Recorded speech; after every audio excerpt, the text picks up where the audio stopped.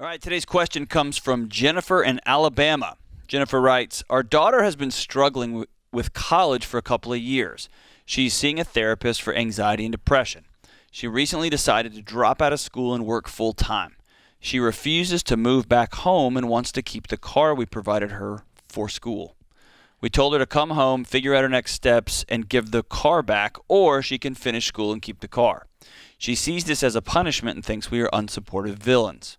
Any advice on how to keep a 21-year-old who seems to have already made up their mind?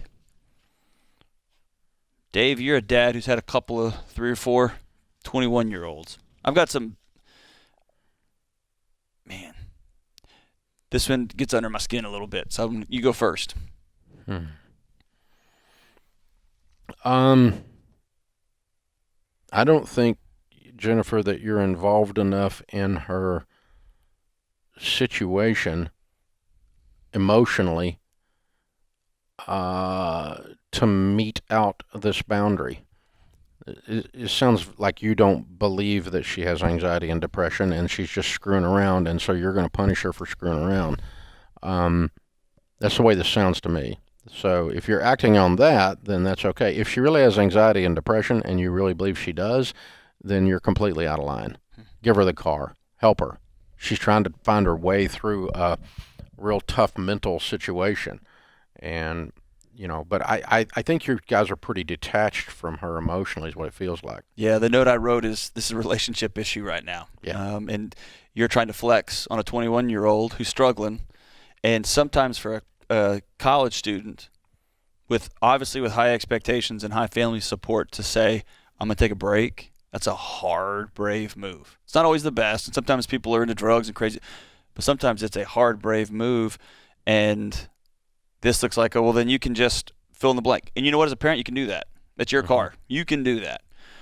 And I've seen But your question was how to help her. That's right. The question was not, should I take her car away? The question was, how do I help her? That's right. And if this is my kid, I'm going to get on the next bus or get in my car, and we're going to go have a meal together and say, I'm something here tells me this is a long time coming. And there's a deeply fractured relationship. It's just hard to hit somebody in the back of the head unless you got your arm around their shoulder.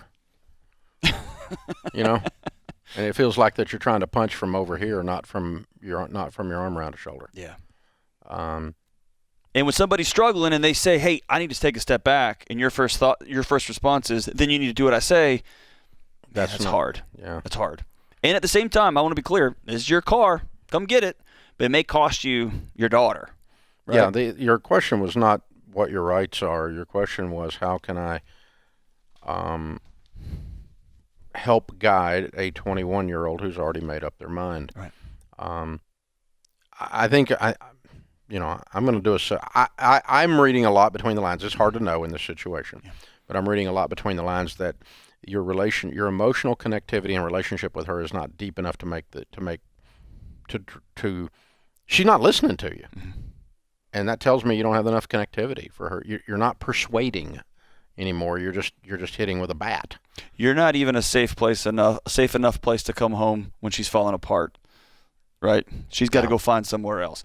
We talk a lot about boomerang kids who can't wait to run back to mom and dad, and and there's a whole industry about teaching mom and dad how to draw boundaries. But kids think that mom and dad are safe in that situation.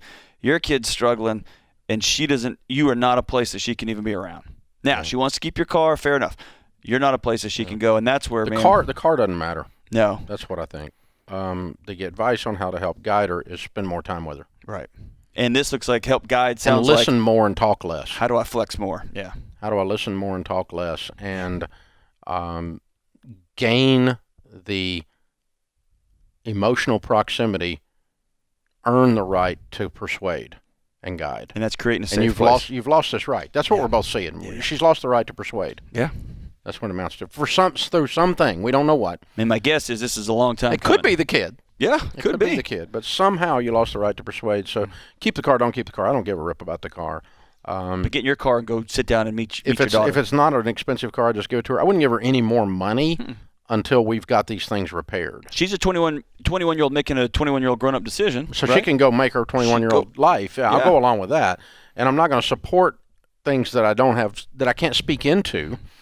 So if you're going to wall me out for whatever reason, my fault or your fault, then I'm not going to throw money over the wall. Right. That's not that's just that's enabling on a steroids. But if you throw the car into the mix and then use that as a leverage to just start to rebuild a higher quality relationship to persuade, that's your only help.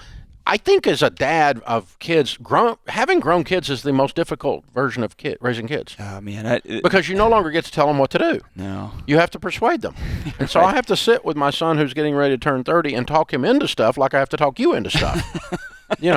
I can't just make you do well, I can as your boss, but then it's the same thing. It's a temporary thing. So I have to persuade adults in my life to do things that are even for their own good, whether they're my kids as adults or other people's kids as adults. And so you just cannot, and it was just easier when I said you have to do that because I said so. I read a line the other day, Dave, that I'm still processing, and when I hear a line like this, I'll sit on it for a while. But here was the line. I want to be the kind of father that when something happens to my child, he doesn't think, oh, crap, we can't tell Dad. We can't let Dad find out. I want to be the kind of dad that when something happens to my kid, he says, oh, crap, we better find Dad. We better call Dad. And not that means that we're not going to hold people accountable, but I want to be, the sentiment behind this is I want to be a safe enough place that my kid trusts me that when things get sideways, I'm going to walk alongside him. And I haven't wrapped my head around that yet. Dad may kill me, but he'll help me first. That's right. That's right. That's right. That's the dad I want to be. I do want the threat of death over them. He'll do it quick and painless, right? This one's going to be slow and miserable, right? Yeah. Yeah. But there's something about building that safety as a parent that I'm going to hold you accountable, but you're never, ever going to doubt that I love you. Yeah. And that's a hard balance, right? Yeah, that's exactly right. And I think it's even harder the older they get. Yeah. When they're 3, you just make them do stuff. Is it, okay, so let me ask you this, Dave. Is it hard because you have a desired future for them, or is it hard because... Because I like people doing what I tell them to do. Yeah, you're letting the control go, right? That seems to be the hard part. Yeah, I mean, we all do. It's like I told you. Listen. If you turn left there, you're not going to get where you're going. You need to turn right. Yeah. And then I have to. And when they go around the block 6 times, I told you. It's like you keep driving a car like that, you're going to wreck it. You keep driving your life like that, you're going to wreck it. And sure enough, they do. But you can't. And the only way we learn stuff is by wrecking the car. It's so frustrating. No, it's not the only way. You can watch other people wreck the car. I know. You can listen to your old man who wrecked a bunch of cars and knows better.